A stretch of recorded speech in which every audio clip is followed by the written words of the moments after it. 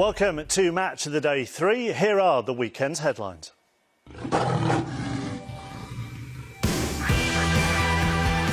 London derby, Village beats Wenger, Arsenal 0, West Ham 2. Who saw that coming? The champions have dropped 2 points here. Courtois was sent off. It finishes 2-2, and that is the Premier League at its best. Leicester City fans didn't want last season to finish, and with a new man at the helm, they've made a fantastic start. A day full of such optimism for Bournemouth, their historic day. And it's Villa who win it. Bournemouth 0, Aston Villa 1.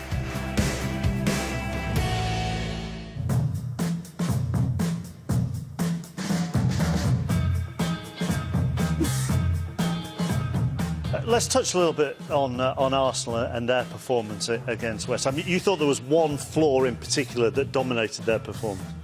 Well, yeah, especially as the game went on, they were far too narrow. They started with Cazorla out on the left, who wants to play centrally, and he's better centrally. So he drifted in. Oxlade-Chamberlain didn't get enough of the ball, so he drifted in as well. And the width wasn't given really by the fullbacks. Normally Bellerin we see flying down there, but he was injured today, and you had Debuchy, who didn't look quite at the races. And overall, they made it much easier for West Ham's back four to defend against them. They didn't have to come out of position.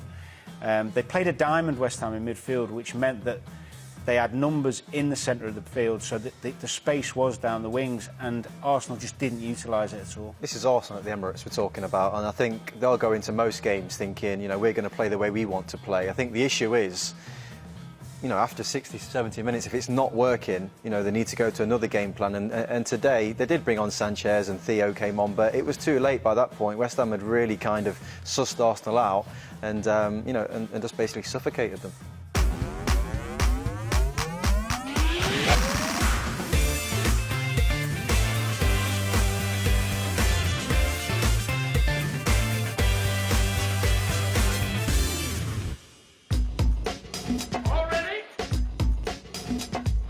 What was your view, if we can talk about the Diego Costa penalty?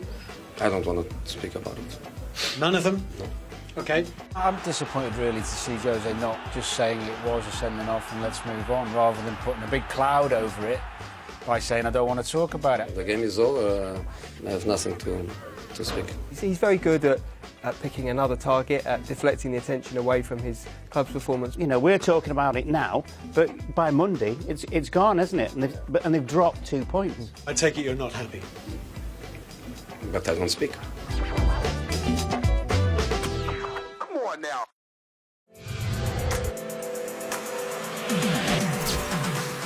Well, let's take a look at the star performance of the weekend. Sometimes it'll be a player, but we've picked a whole team for this weekend, which is West Ham, because from back to front, they were perfect.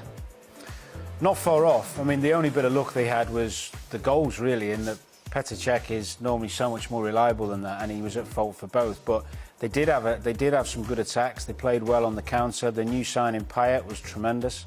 And defensively, they were so well organised. You could tell how hard Slaven Bilic has been working on that. I mean, tactically, they were superb. I think that's what he'll be so pleased about, the fact that he's set a team up, they've stuck to it, and they've pretty much earned the little bit of luck that they've got in the fact that, Petr Cech slipped up on 2 occasions, and, they deserved their win today. And we've got to mention the 16-year-old debutant in midfield, who I thought was so mature in his performance, so classy. To play that role and be that disciplined in a holding midfield role is really difficult at any stage of your career, especially away at Arsenal.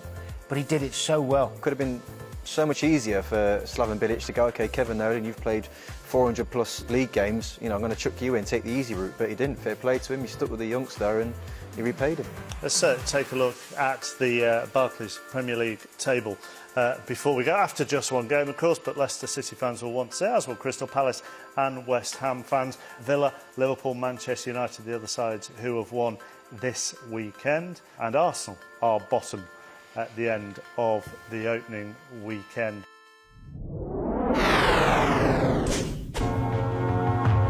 Hi, I'm Billy Wingrove. I'm Jeremy Lin. And we are the F2.